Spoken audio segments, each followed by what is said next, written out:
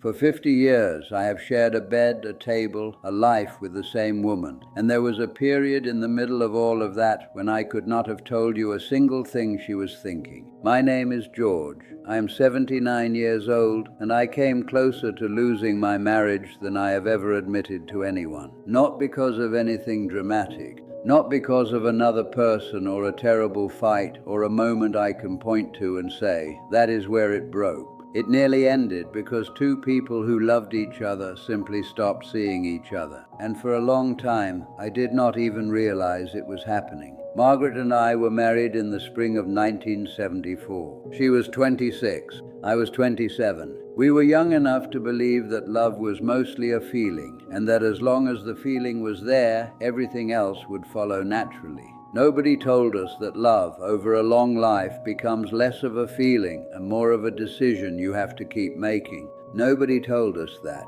Or maybe someone did, and we were too young to understand what they meant. The early years were full. That is the word I always come back to when I think about that time. Full. We were building something together, a home, a family, a life that felt like it had direction and momentum. Our first daughter, Caroline, was born in 1976. Our son, Thomas, came 2 years later. Margaret was finishing her teaching degree. I was working long hours trying to establish myself in my profession. We were tired most of the time, but it was a good kind of tired. The kind that comes from effort towards something that matters. We fell into bed at night exhausted and woke up the next morning and did it all again. And somewhere inside all of that busyness, there was still a thread between us, a warmth, a sense that we were in it together. I think that thread began to fray sometime around 1983. I was 37. Margaret was 36. The children were in school. The frantic early years of parenting had settled into routine. My career had reached a point where I was no longer fighting to prove myself, but simply doing the work day after day, year after year. And something in that stabilizing, something in the absence of urgency, created a kind of quiet I did not know what to do with. I filled it with work. I filled it with small projects around the house. I filled it with the newspaper and the television and conversations about practical things. The car, the grocery list, what needed to be done on the weekend. I was present in the physical sense. I was there every evening. I sat at that table every morning. But I had, without meaning to, begun to live almost entirely on the surface of my own life. I do not think I noticed what I was doing to us. That is the honest truth. At the time, it did not feel like withdrawal. It felt like settling, like we had arrived somewhere comfortable and were simply living there. I told myself we were past the stage of needing to impress each other, that this quietness was the natural result of two people who had been together long enough to stop performing. I mistook comfort for connection. I mistook familiarity for closeness. And Margaret, for her part, did what many women of her generation were conditioned to do. She kept the household running. She kept her feelings measured. She did not make demands or scenes. She was not a woman who raised her voice.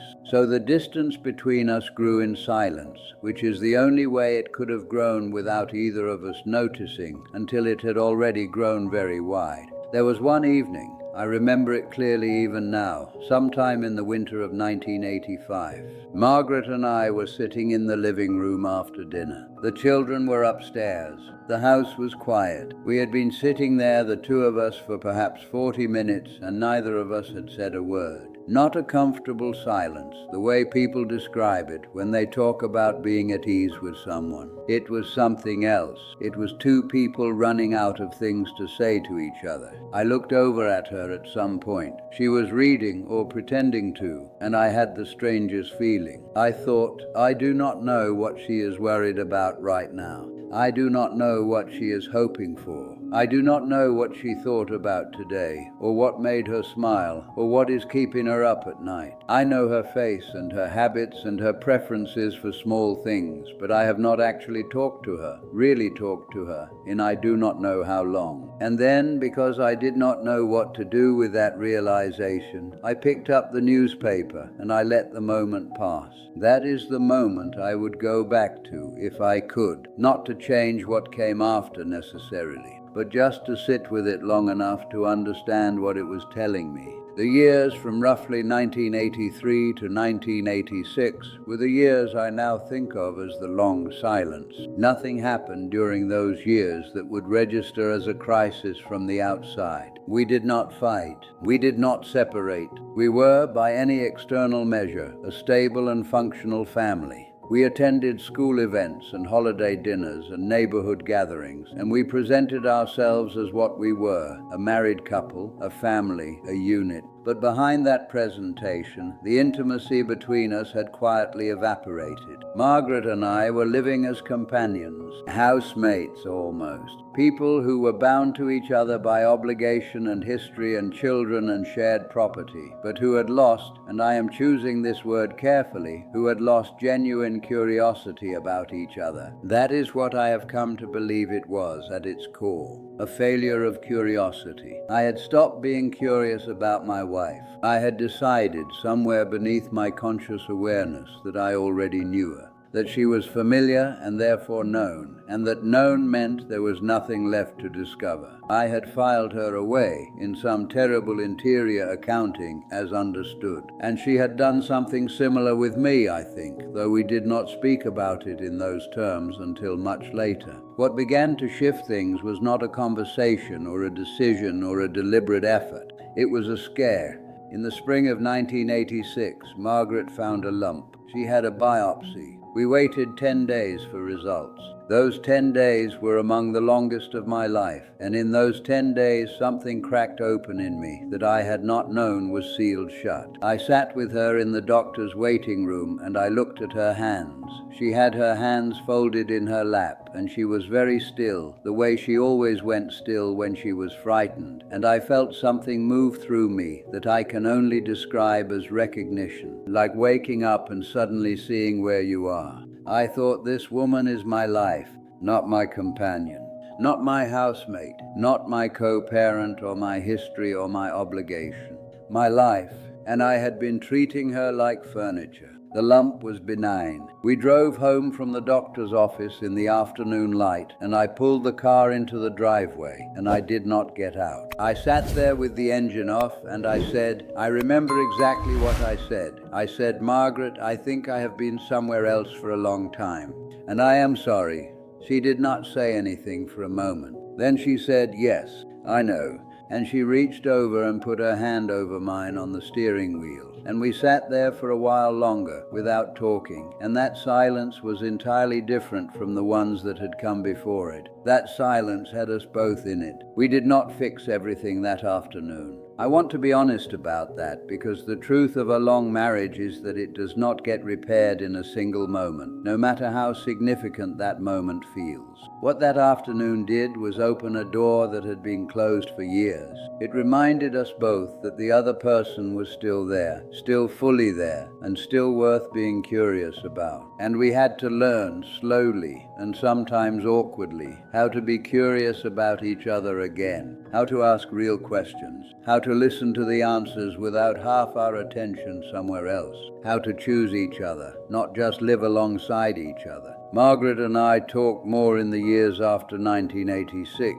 than we had in the decade before it. Not dramatically more, not in any way that anyone watching from the outside would have marked, but we talked differently. I started asking her things I had stopped asking, what she thought about something that had nothing to do with the household, what she remembered about a trip we had taken years before and what part of it had stayed with her, what she was afraid of, what she still wanted. She would look at me sometimes when I asked her something like that. She would look at me with a particular expression I came to recognize, a slightly surprised expression as if she was recalibrating, and then she would answer. And every time she answered, I was reminded that I had married a person of remarkable depth, a person I had spent years skimming past on my way to other things. I am 79 years old, and Margaret is 78, and she is in the next room right now while I sit here and think about all of this. We have been married 50 years this spring. There are people who say 50 years is an achievement, and I suppose in a statistical sense it is. But I do not think of it primarily as an achievement. I think of it as an education. 50 years of slowly learning what it actually means to be with another person, not just beside them, but genuinely with them, and of discovering, usually after failing at it for a while, what that requires. What it requires is attention, not grand gestures or declarations. Just the sustained, deliberate act of paying attention to the person in front of you, of refusing to let them become scenery in your own story, of staying curious about them long after the early urgency has faded and life has become routine. It sounds simple when I say it that way. It is not simple. It is one of the most difficult disciplines I know, but it is also the only one, at least in my experience, that makes a long marriage feel like a long love instead of a long arrangement. I have thought often about that winter evening in 1985, when I looked at Margaret across the living room and realized I did not know what she was thinking. I think about how close I came to simply letting that realization disappear back into the ordinary current of the evening, the way I had let so many other moments disappear before it. The newspaper was right there. It would have been easy. And I did pick it up. I let that moment pass.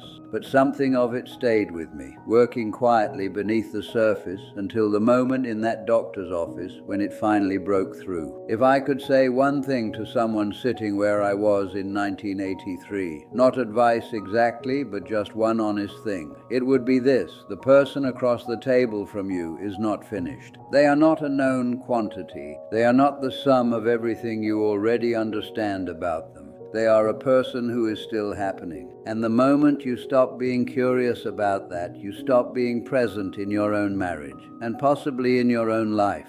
You are still there. You just are not really there. I got lucky. The door opened again and I walked back through it, and Margaret was still on the other side. 50 years later, I'm still learning who she is. And I mean that not as something sweet to say, but as the plain and grateful truth.